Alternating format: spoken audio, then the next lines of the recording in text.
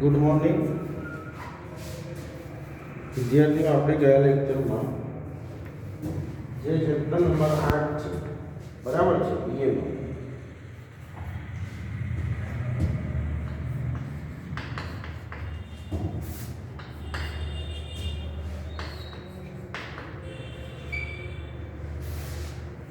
એની અંદર preference share આપણે પહોંચ્યા હતા, બરાબર છે. પ્રેફરન્સ શેર હવે શું છે સમજો. કંપની મૂડી મેળવવા માટે જેમ ઇક્વિટી શેર બહાર પાડે છે એવી જ રીતે કંપની પ્રેફરન્સ શેર બહાર પાડે છે. હવે પ્રેફરન્સ શેર એટલે પસંદગીના શેર જેને કહેવાય. પ્રેફરન્સ શેર એટલે પસંદગીના શેર કહેવાય. બીજી એક વસ્તુ કે પ્રેફરન્સ શેરમાં મૂડી પરત મેળવવાનો અને ડિવિડન્ડ મેળવવાનો પ્રથમ હક મળે છે અને નિશ્ચિત ડિવિડન્ડ. આજે પ્રેફરન્સ શેરને શા માટે પ્રેફરન્સ પસંદગીના શેર કહેવાય? તો કે કંપની મૂડી પરત આપવાની હોય કે પછી ડિવિડન્ડ આપવાનું હોય, તો એમાં પહેલો અધિકાર છે કોને મળે છે? પ્રેફરન્સ શેર હોલ્ડરને મળવા મળે છે, બરાબર. એટલે ઇક્વિટી શેર કરતા પહેલા રૂપિયા બધી જ વસ્તુમાં કોને મળે? પ્રેફરન્સ શેરને. એટલે એને પસંદગીના શેર કહેવાય છે. જે લોકો વધુ જોખમ લેવા ન માંગતા હોય અને નિશ્ચિત આવક ઊભી કરવા માંગતા હોય તે લોકો પ્રેફરન્સ શેરની પસંદગી કરે. કારણ કે પ્રેફરન્સ શેરમાં જે ડિવિડન્ડના ટકા હોય કે ભાઈ 5%ના પ્રેફરન્સ શેર તો 5% ડિવિડન્ડ કંપનીએ આપવું જ પડે, ફિક્સ. અને પાછું કોઈ વર્ષે કંપની ના આપે તો એ વર્ષનું ડિવિડન્ડ કંપની બીજા વર્ષે આપવું પડે. આમાં ડિવિડન્ડ જતું નથી, કંપનીએ ફરજિયાતપણે ચૂકવવું પડે છે, બરાબર. તો પ્રેફરન્સ શેર શું છે એને આપણે વસ્તુ સમજીએ છીએ, ધ્યાન રાખજો. અર્થ: જે શેર પર કંપનીના નફામાંથી ડિવિડન્ડ મેળવવાનો પ્રથમ હક હોય તેમજ જ્યારે કંપનીનું વિસર્જન થાય એટલે કંપની બંધ કરવામાં આવે, વિસર્જન થાય ત્યારે મૂડી પરત મેળવવાનો પ્રથમ હક હોય. મૂડી પરત મેળવવાનો પ્રથમ હક મળે તેને પ્રેફરન્સ શેર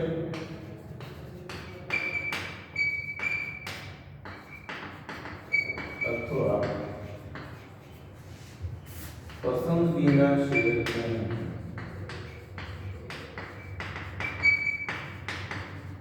એટલે જે શેર ઉપર મૂડી પરત મેળવવાનો, ડિવિડન્ડ મેળવવાનો પ્રથમ હક મળતો હોય તેને પ્રેફરન્સ શેર અથવા પસંદગીના શેર કહે છે, બરાબર. હવે એની લાક્ષણિકતાઓ: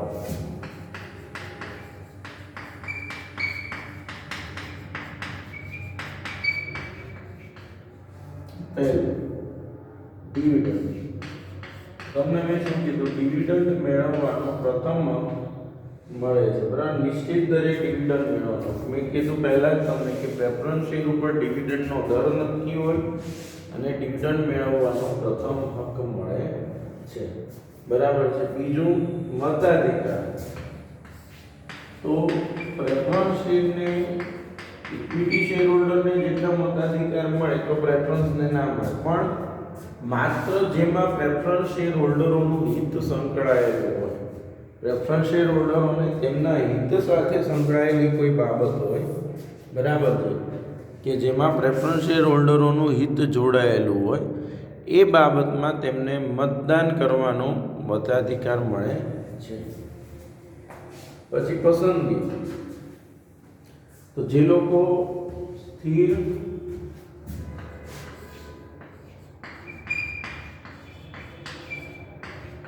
સ્થિર નિશ્ચિત આવક ઈચ્છે છે કે ભાઈ આટલી આવક ફિક્સ મળે આપણને, તો જે લોકો સ્થિર નિશ્ચિત આવક અને મૂડીની સલામતી ઈચ્છતા હોય, સ્થિર નિશ્ચિત આવક અને મૂડીની સલામતી ઈચ્છતા રોકાણકારો આ પ્રકારના શેર ખરીદવાનું પસંદ કરે છે બજારમાં.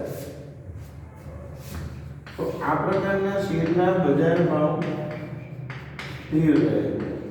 તો ઇક્વિટી શેરની લેવેચ છે એ શેર બજારમાં થાય એટલે એના ભાવમાં વધઘટ થયા કરે, પણ પ્રેફરન્સ શેરના ભાવ કેવા રહે છે?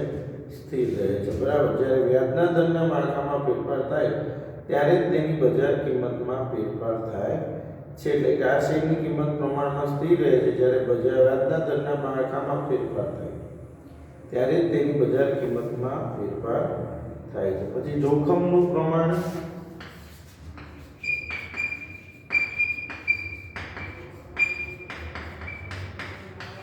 જોખમનું પ્રમાણની વાત કરીએ તો પ્રેફરન્સ શેર છે એ આ પ્રકારના શેરમાં ઇક્વિટી શેર હોલ્ડર કરતાં મૂડી પરત મેળવવાનો પ્રથમ હક હોવાથી જોખમનું પ્રમાણ ઓછું હોય છે. જો આને મૂડી પરત મેળવવાનો પ્રથમ હકમાં એટલે કંપની બંધ થાય છે તો પહેલાં પ્રેફરન્સ શેરને નાણાં ચૂકવવા પડે, એટલે આમાં જોખમનું પ્રમાણ ઓછું હોય છે. બરાબર છે. પછી મૂડી પરત.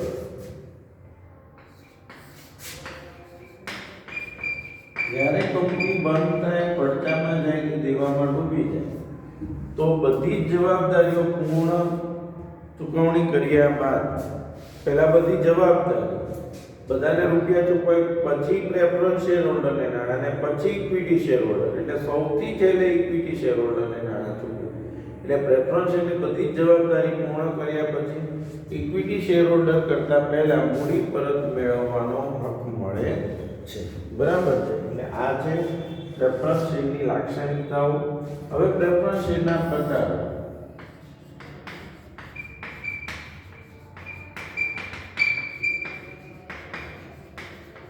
બે પ્રકાર પડશે. એક 20 વર્ષ પહેલા પરત કરી શકાય તેવા, 20 વર્ષ પહેલા પરત કરી શકાય તેવા,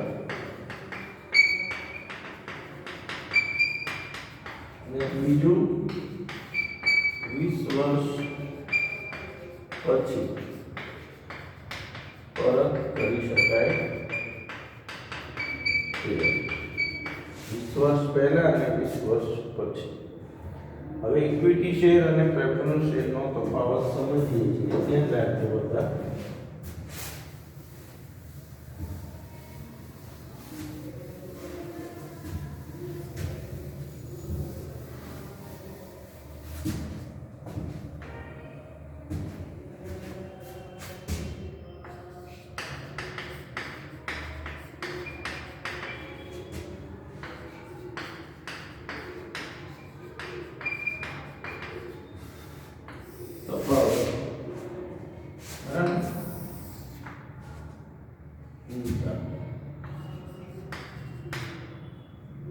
ફરજિયાત. કોઈ પણ કંપનીએ ઇક્વિટી શેર બહાર પાડવા ફરજિયાત છે. પહેલા ઇક્વિટી શેર બહાર પાડવા પડે, પછી જ બીજી કોઈ વાત આવે. એટલે દરેક કંપનીએ આ પ્રકારના શેર બહાર પાડવા પડે છે. એટલે ઇક્વિટી શેર દરેક કંપની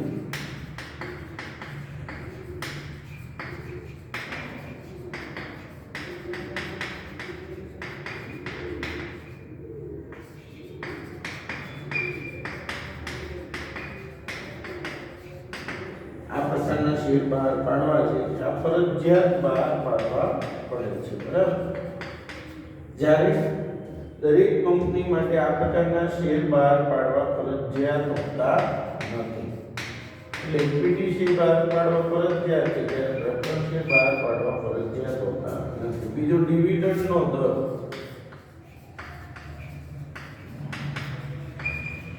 ઇક્વિટી શેર ઉપર ડિવિડન્ડનો દર અનિશ્ચિત હોય. કેટલા ટકા ડિવિડન્ડ આપવું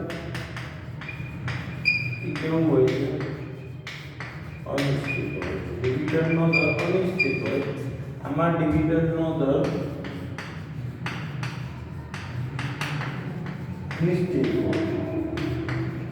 તો ભાઈ 8% પ્રેફરન્સ શેર એટલે 8% ડિવિડન્ડ આપવું પડે. 5% પ્રેફરન્સ છે તો 5% ડિવિડન્ડ આપવું પડે. પછી અધિકાર, તો મોસ્ટ ઓફ બધા જે મહત્વના અધિકાર કોને મળે? Equity share. એટલે જો કંપનીની સભામાં હાજર રહેવાનું,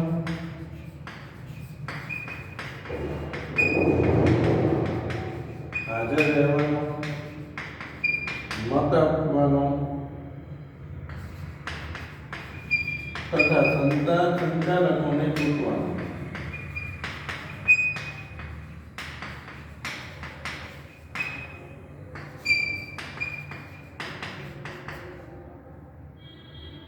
અધિકાર હોય છે. જ્યારે કંપનીની સભામાં માત્ર તેમના હિત સાથે સંકળાયેલી, ફક્ત તેમના હિત સાથે સંકળાયેલી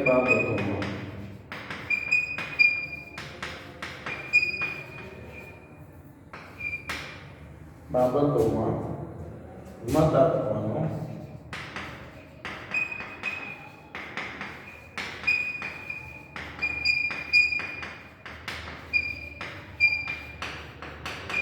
અધિકાર હોય છે. ત્યાર પછી જોખમ.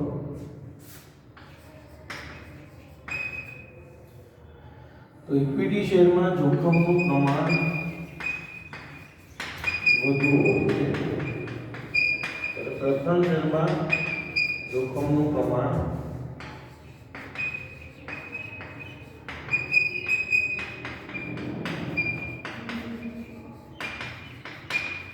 ઓછું હોય છે. જોખમનું પ્રમાણ વધુ હોય છે જ્યારે જોખમનું પ્રમાણ ઓછું હોય છે. રોકાણકાર,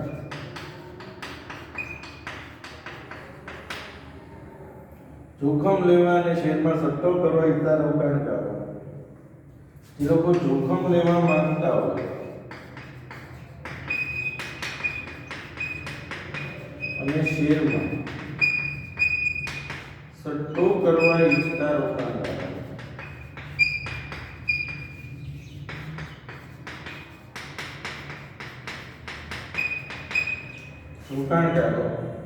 ઇક્વિટી શેર વધુ પસંદ કરે છે. જે લોકો જોખમ લેવા માંગતા હોય અને શેરમાં સટ્ટો કરવા ઈચ્છતા હોય કયા શેર પસંદ કરે? Equity share. જ્યારે જે લોકો નિશ્ચિત આવક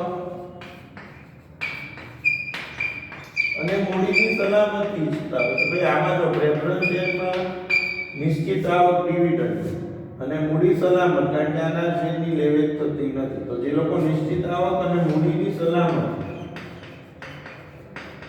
ઈચ્છતા હોય એ લોકો પ્રેફરન્સ શેર વધુ પસંદ કરે છે. પછી બજાર ભાવ.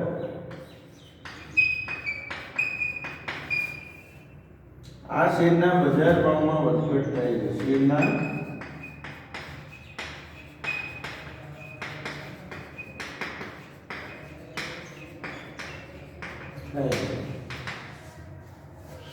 આ શેરને બજાર ભાવમાં વધઘટ થતી નથી.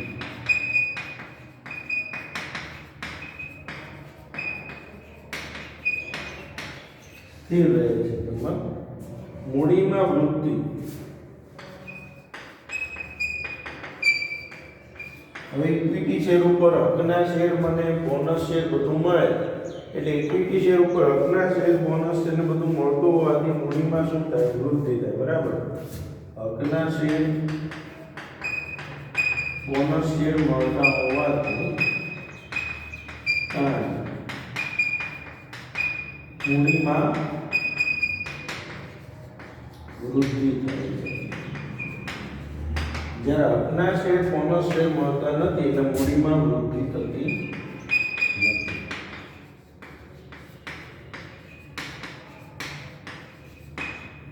એટલે એક ઇક્વિટી શેર છે અને બીજા પ્રેફરન્સ શેર છે. બરાબર છે. આપણે આ બે પ્રકારના શેરની વાત કરી, ઇક્વિટી શેર અને પ્રેફરન્સ શેર. હવે સમજો કે આપણે ચેપ્ટરની અંદર અત્યારે બે ટોપિક પૂરા થયા. કયા કયા? એક ઇક્વિટી શેરનો ટોપિક અને બીજો પ્રેફરન્સ શેર. બરાબર છે. હવે એની પછીનો જે મુદ્દો આવે છે એ છે રાખી મૂકેલી થાપણ. બરાબર છે. Plough back of profit. ધંધામાં નફાનું પુનઃરોકાણ કયો અથવા રાખી મૂકેલી થાપ. તો ધ્યાન રાખજો બધા.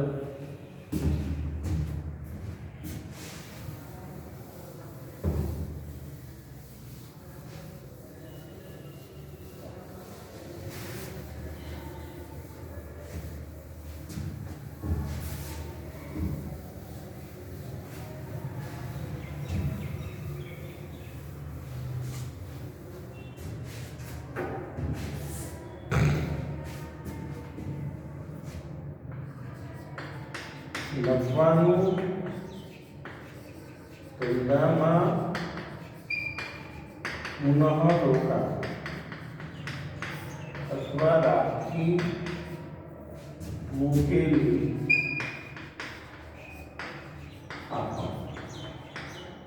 સમજો. ધંધાના માલિકો ધંધાનો નફો ડિવિડન્ડ સ્વરૂપે કે અન્ય સ્વરૂપે વહેંચવાને બદલે એ જ નફો ધંધામાં રોકે. ધંધાના માલિકો ધંધાનો નફો પાછો ધંધામાં રોકે તો તેને નફાનું ધંધામાં પુનઃરોકાણ અથવા રાખી મૂકેલી થાપણ તરીકે ઓળખવામાં આવે છે.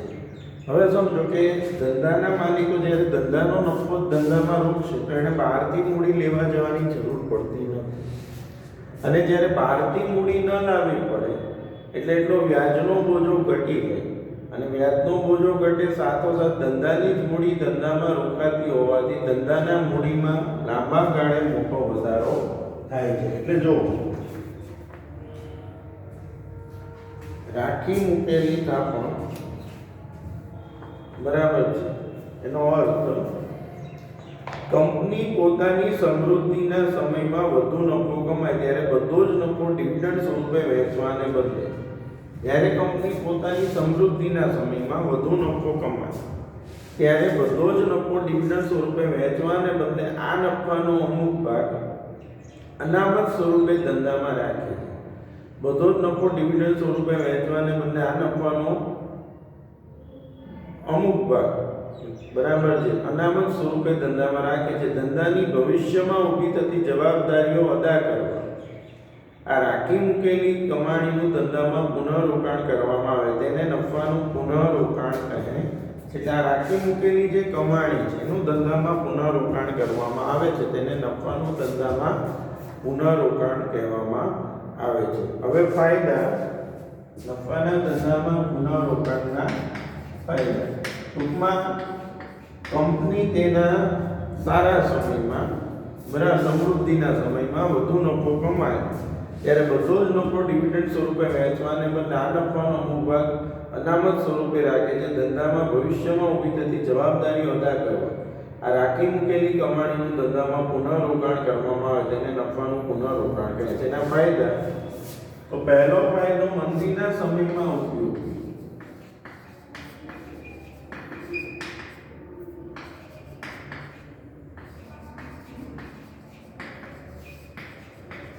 જ્યારે મંદી આવે છે ત્યારે આ નાણાંનો ઉપયોગ કરી શકાય. બજારમાં થતા નકારાત્મક ફેરફારો તેમજ મંદીના સમયે નકારાત્મક ફેરફાર તેમજ મંદીના સમયમાં આવી પડેલ મુશ્કેલીઓનો સામનો કરવા માટે આ પ્રાપ્તિસ્થાન ખૂબ જ ઉપયોગી છે. બીજું ભાવિ યોજનાઓના અમલ માટે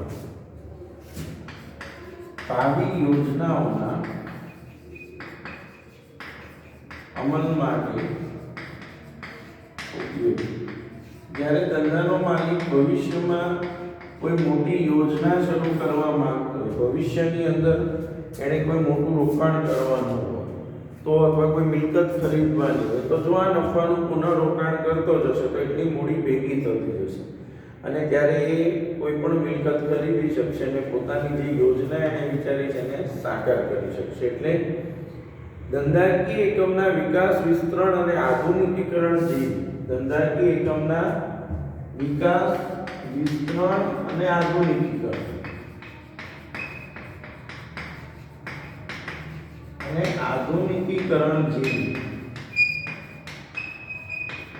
જેવી ભાવિ યોજનાઓ બરાબર ને, અમલ કરવા અને મૂડી મેળવવા બાહ્ય પ્રાપ્તિ સ્થાનો પર આધાર રાખવો પડતો નથી. ત્રીજું, નવી મિલકતો ખરીદવા માટે ઉપયોગી. નવી મિલકતો ખરીદવા માટે ઉપયોગી. નફાના પુનરોત્થાન દ્વારા ધંધાનો માલિક નવી મિલકતો તેના દ્વારા ખરીદી શકે. મિલકતના અંદાજિત આયુષ્યને અંતે નવી મિલકતોની ખરીદી કરવા રાખી મૂકેલ કમાણીનો ઉપયોગ કરી શકાય છે. એટલે મિલકતોના અંદાજિત આયુષ્યને અંતે નવી મિલકતોની ખરીદી કરવા, બરાબર, નવી મિલકતો ની ખરીદી કરવા નફાના પુનરોત્થાનનો ઉપયોગ કરી શકાય છે. ચોથું, સ્થિર ડિવિડન્ડ નીતિ. યાદ રાખો, સ્થિર ડિવિડન્ડ નીતિ શું છે?